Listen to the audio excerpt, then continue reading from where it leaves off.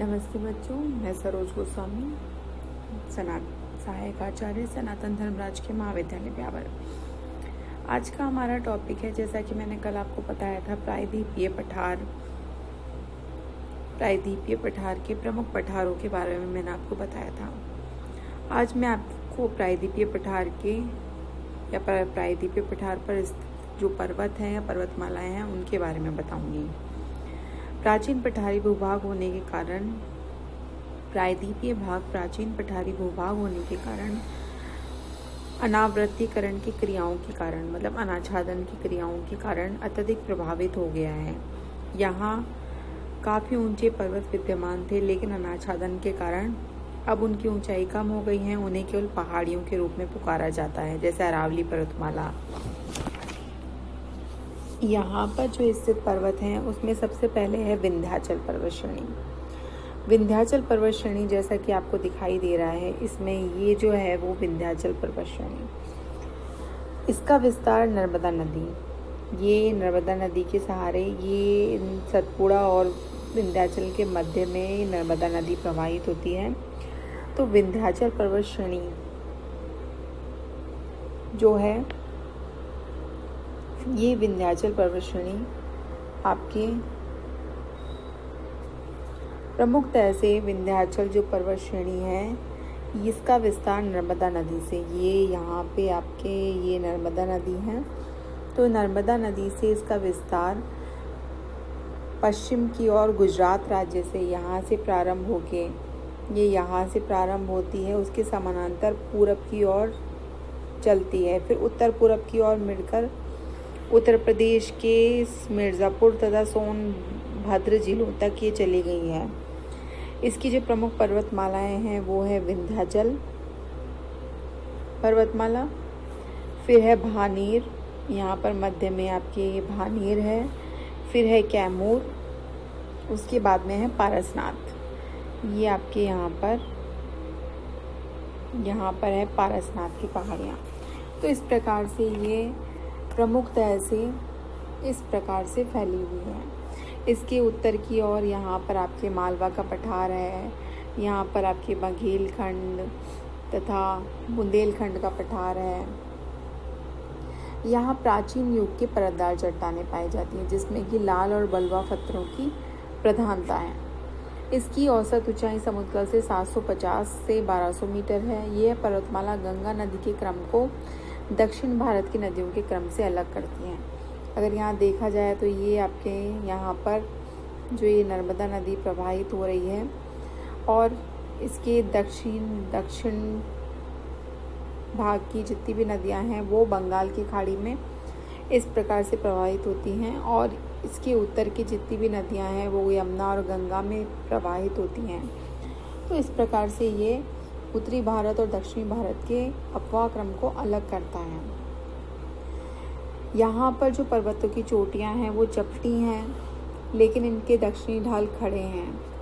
दक्षिणी ढाल इसका खड़ा है, जो कि आपके नर्मदा नदी की घाटी की तरफ वाला जो ढाल है वो खड़ा हुआ है। विंध्याचल पर्वत की ऊंचाई 900 मीटर है। इसका उत्तर भारत को उत्तरी दक्षिण से ये अलग करता है। तो इस प्रकार से ये आपके विंध्याचल पर्वतमाला है। इसके बाद में जो है वो है सतपुड़ा पर्वत श्रेणी। सतपुड़ा पर्वत श्रेणी नर्मदा नदी के और ताप्ती नदी के बीच में, यहाँ पर ये आपके नर्मदा नदी है और इधर ये ताप्ती नदी है। तो इस प्रकार से इन दोनों के मध्य में ये जो पर्वतमाला आपको दिखाई दे रही है, ये वाली जो पर्वतमाला है ये सतपुड़ा पर्वतमाला है। तो ये जो सतपुड़ा पर्वतमाला है ये यहाँ पर आपके पश्चिम में ये जो आपके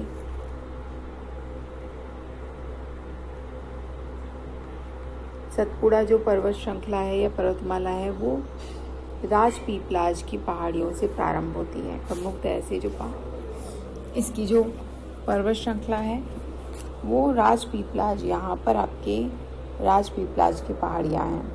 उसके बाद में है आगे उत्तर पूर्व में इसको महादेव, ये महादेव की पहाड़ियाँ हैं, फिर मेकाल की पहाड़ियाँ और आगे राजमहल की पहाड़ियों तक ये विस्तृत है। तो इस प्रकार से ये आपके सतपुड़ा पर्वतमाला है। इसका विस्तार 21 डिग्री से 24 डिग्री उत्तरी अक्षांश के बीच में है। अधिकतर बेसाल्ट और ग्रेनाइट चट्टानों से निर्मित है। वास्तव इसकी औसत ऊंचाई 760 मीटर है। और अगर देखा जाए तो इसमें आपके इसकी जो ऊंचाई है वो 760 मीटर के आसपास है। सतपुड़ा पर्वतमाला की सबसे ऊंची जो चोटी है वो धूपगढ़ है।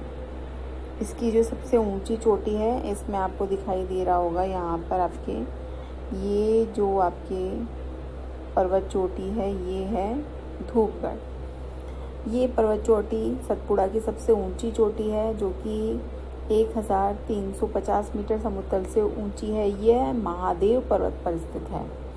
इस पर्वत की सबसे दूसरी जो चोटी है वो है अमरकंटक, जो कि 1066 मीटर ऊंची है। इसके समीप से ही नर्मदा नदी निकलती है। जो नर्मदा नदी है वो महादेव पर्वत से निकलती है। और धूपगढ़ के समीप में ही पंचमढ़ी नामक स्वास्थ्यवर्धक स्थल है, जो कि मध्य प्रदेश में स्थित है। सतपुड़ा पर्वत क्षेत्र की जो नदियां हैं वो जलप्रपात बनाती हैं, और ऐसा ही जलप्रपात जबलपुर के निकट नर्मदा नदी पर धुआंधार जलप्रपात स्थित है। और यहाँ पर संगमरमर का ये जलप्रपात कहलाता है, क्योंकि यहाँ संगमरमर की चट्टानें हैं। इसके पश्चात में जो आपके दक्षिण का जो पठारी भाग है उसकी जो पर्वतमाला है वो है अरावली। अरावली जो कि आपके गुजरात, ये यहाँ पर गुजरात में खेड़ा ब्रह्मा से ये प्रारंभ होती है और उत्तर पूर्व की ओर दिल्ली तक ये दिल्ली की पहाड़ियों के रूप में फैली हुई है। ये 800 किलोमीटर की लंबाई में फैली हुई है। दिल्ली के निकट ये टीलों के रूप में रह जाती है। दक्षिण की तरफ आपके यहाँ पर इसका ये ज़्यादा ऊंची है, और जैसे ये उत्तर पूर्व की ओर जाती है वैसे वैसे इसकी ऊंचाई भी कम हो जाती है। इसकी औसत ऊंचाई 300 से 900 मीटर के आसपास है। इन पहाड़ियों का दक्षिणी भाग जो कि उदयपुर के निकट है उसे जरगा पहाड़ियाँ कहा जाता है। अलवर के निकट जो है उसे हर्षनाथ पहाड़ियाँ, और दिल्ली के निकट जो है उसे दिल्ली की पहाड़ियों के नाम से जाना जाता है। ये पर्वत श्रेणी जल विभाजक का कार्य करती है। इसके पूरब की ओर बहने वाली नदियाँ बंगाल की खाड़ी में तथा पश्चिम की ओर बहने वाली नदियाँ अरब सागर में जाकर के सम्मिलित होती हैं। तो इस प्रकार से ये आपकी अरावली पर्वतमाला है। इसका जो सबसे ऊंचा शिखर है उसे गुरु शिखर कहा जाता है। इसकी औसत ऊंचाई समुद्र तल से 1722 मीटर के आसपास है। इसके बाद में जो आपकी पर्वत श्रृंखला है वो आपके प्रमुखतः से इसके पठारी भाग के पश्चिम में स्थित जो पर्वत श्रृंखला है उसे पश्चिमी घाट तथा पूरब में स्थित पर्वत श्रृंखला को पूर्वी घाट के नाम से जाना जाता है। जो पश्चिमी घाट है वो तो लगातार पर्वत श्रृंखला के रूप में विद्यमान है, लेकिन जो पूर्वी घाट है वो आपके नदियों के द्वारा काट छाट दिया गया है, तो वो कहीं कहीं पर ही विद्यमान है। तो इस प्रकार से ये जो पश्चिमी घाट है, तो पश्चिमी घाट की जो पहाड़ियाँ हैं उसे सह्याद्री के नाम से भी जाना जाता है। इसमें आपकी पश्चिमी घाट की जो प्रमुख पर्वत श्रृंखलाएँ हैं उसे सह्याद्री के नाम से पुकारा जाता है। यह दक्कन के पठार की पश्चिमी सीमा, ये जो दक्कन का पठार है यहाँ पर स्थित है, इसकी ये पश्चिमी सीमा का निर्माण करती है। ये पश्चिमी तट के काफ़ी समीप और समानांतर है, बिल्कुल लगातार है। उत्तर में ये ताप्ती, यहाँ पर आपकी जो ताप्ती नदी आप देख रहे हो वो ताप्ती नदी से प्रारंभ होकर दक्षिण में ये कन्याकुमारी तक, यहाँ से लेकर के ये दक्षिण में कन्याकुमारी तक इसकी जो लंबाई है वो 1600 किलोमीटर की लंबाई में ये फैली हुई है। समुद्र तट की ओर इसका जो ढाल है वो तीव्र है। उत्तर में ये कम चौड़े हैं। उत्तर में यानी यहाँ पर ये कम चौड़े हैं। जैसे जैसे ये दक्षिण की ओर जाती है वैसे वैसे इसकी जो चौड़ाई है वो बढ़ती जाती है। उत्तर की ओर इनकी चौड़ाई 50 किलोमीटर और दक्षिण की ओर इनकी जो चौड़ाई है और चौड़ाई के साथ साथ ऊंचाई भी बढ़ती जाती है। दक्षिण में इनकी जो ऊंचाई है वो औसत ऊंचाई समुद्र तल से 2600 मीटर के आसपास है। पश्चिमी घाट की ये जो श्रृंखला है इसको 3 भागों में बांटा गया है, उत्तरी सह्याद्री, मध्य सह्याद्री और दक्षिणी सह्याद्री। जो उत्तरी सह्याद्री है ताप्ती नदी से लगा करके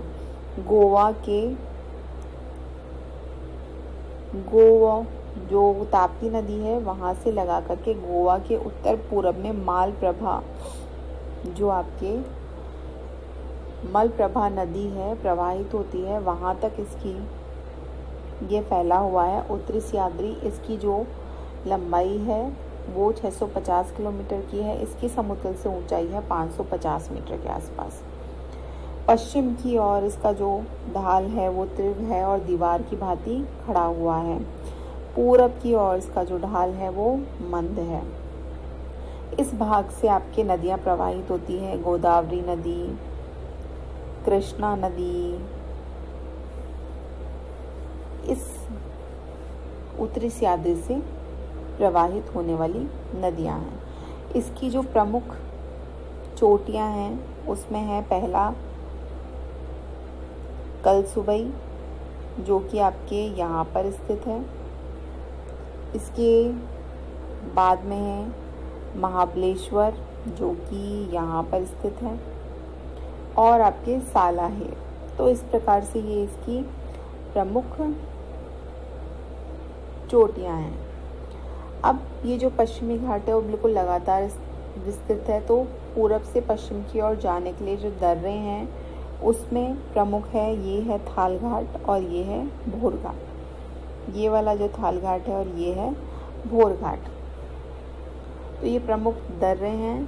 थाल घाट से मुंबई और कोलकाता के लिए मार्ग जाता है तथा भोर घाट से पुणे, इससे मुंबई से पुणे का मार्ग जाता है। सह्याद्री के इस भाग की जो चट्टानें हैं वो लावा चट्टानें हैं और परतदार चट्टानें हैं।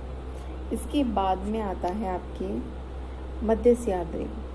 मलप्रभा नदी के बेसिन से लेकर के पाल घाट तक, यहाँ तक का जो क्षेत्र है 650 किलोमीटर की लंबाई वाला क्षेत्र से मध्य सह्याद्री कहा जाता है। यह श्रेणी काफ़ी उबड़-खाबड़ धरातल वाली वनों से ढकी है। ये तट के काफ़ी समीप है। यहाँ आर पार जाने के लिए कोई दर्रा नहीं है, केवल जो दर्रा है वो पाल घाट है। इसकी जो औसत ऊंचाई है वो 1220 मीटर है। यहाँ की जो प्रमुख चोटियाँ हैं वो है कद्रमुख और पुष्पगिरी। ये जो सह्याद्री है वो ग्रेनाइट और नीस चट्टानों द्वारा निर्मित है। यहाँ से पूर्व की ओर तुंगभद्रा, यहाँ से पूर्व की ओर जो नदियाँ प्रवाहित होती हैं वो तुंगभद्रा, कावेरी नदियाँ निकलती हैं। इन ढालों पर होने वाली भारी वर्षा का जल काफ़ी मात्रा में जल प्रपात की सहायता से विद्युत निर्माण में सहायक है। इसके बाद में जो आपके आता है वो दक्षिणी सह्याद्री। तो पाल घाट से लेकर के कन्याकुमारी तक का जो दक्षिणी क्षेत्र है 290 किलोमीटर की लंबाई वाला, इसमें आपके नीलगिरी की पहाड़ियाँ आ जाती हैं। यहाँ पर नीलगिरी की पहाड़ियाँ हैं, अन्नामलाई की पहाड़ियाँ आ जाती हैं, इसके साथ साथ में पालनी की पहाड़ियाँ आ जाती हैं। तो यहाँ पर आपके ये जो दक्षिणी सह्याद्री है वो बिल्कुल लगातार है, वृक्षों से ढके हुए हैं। यहाँ पर इलायची की जो पहाड़ियाँ हैं वहाँ पर इलायची के वृक्षों की प्रधानता होने के कारणों से यहाँ पर आपके ये है, यहाँ पर नीलगिरी की पहाड़ियाँ, यहाँ पर है इलायची की पहाड़ियाँ। तो इस प्रकार से वहाँ पे इलायची के वृक्षों की प्रधानता है। यहाँ से प्रवाहित होने वाली अनेक नदियाँ पश्चिम की ओर प्रवाहित होती हैं और अरब सागर में जाकर के सम्मिलित होती हैं। इसके पश्चात में जो आपके दक्कन का पठार है उसका जो पूर्वी भाग है वो पूर्वी घाट के नाम से जाना जाता है। ये आपके महानदी है। तो महानदी के उत्तर पूर्व दिशा में दक्षिण पश्चिम की ओर यहाँ से लेकर के यहाँ तक ये आपके फैला हुआ है, जिसे कि 1300 किलोमीटर की लंबाई में ये नीलगिरी की पहाड़ियों तक फैला हुआ है।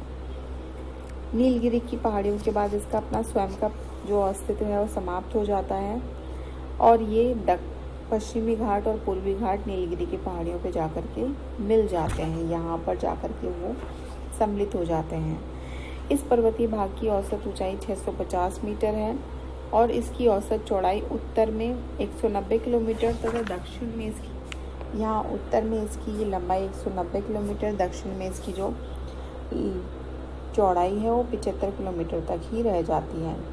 इस पर्वत श्रेणियों को जगह जगह नदियों द्वारा काट दिया गया है, जैसे महानदी के द्वारा, गोदावरी नदी के द्वारा, कृष्णा नदी के द्वारा, कावेरी नदी के द्वारा। तो इन नदी बेसिनों में ये पूर्वी घाट बिल्कुल समाप्त हो गए हैं, हमें दिखाई नहीं पड़ते।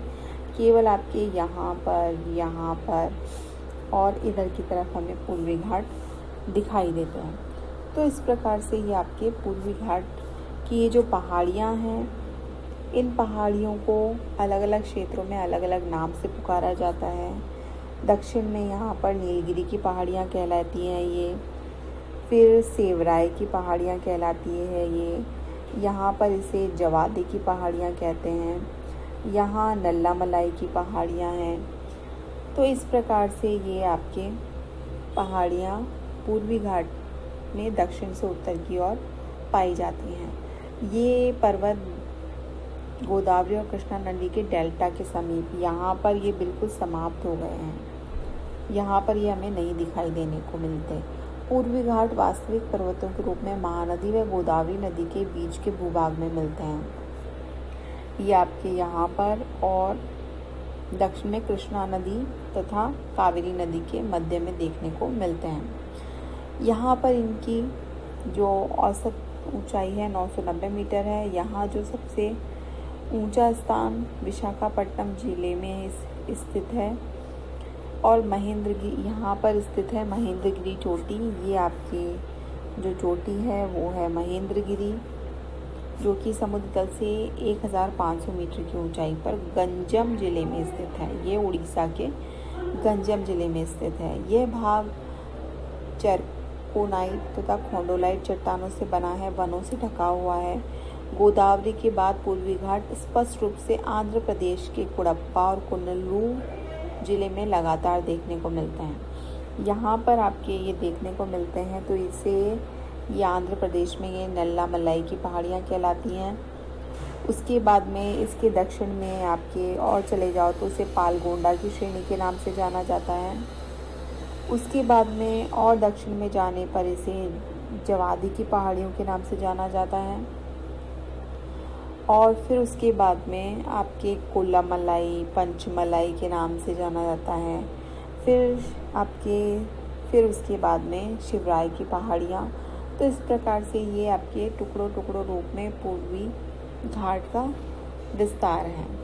दक्षिण की ओर ये समुद्र तल से 1279 मीटर ऊंची है। ये दक्षिण की पहाड़ियों पर दक्षिण की पहाड़ियों पर सागवान और चंदन, यहाँ पर आपके सागवान और चंदन के वृक्ष पाए जाते हैं। कावेरी और पिन्नार नदियों के बीच में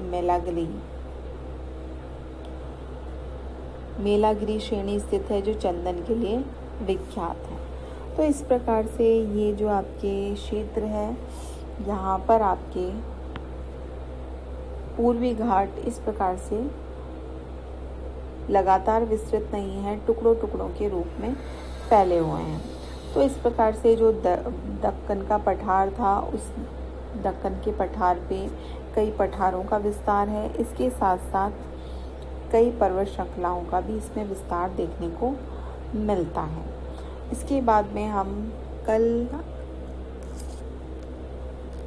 जो हम अध्ययन करेंगे या नेक्स्ट जब क्लास होगी गुरुवार, शुक्रवार और शनिवार, तब हम अध्ययन करेंगे भारत के चौथे भौतिक प्रदेश का समुद्र तटीय मैदान तथा द्वीप समूह। धन्यवाद।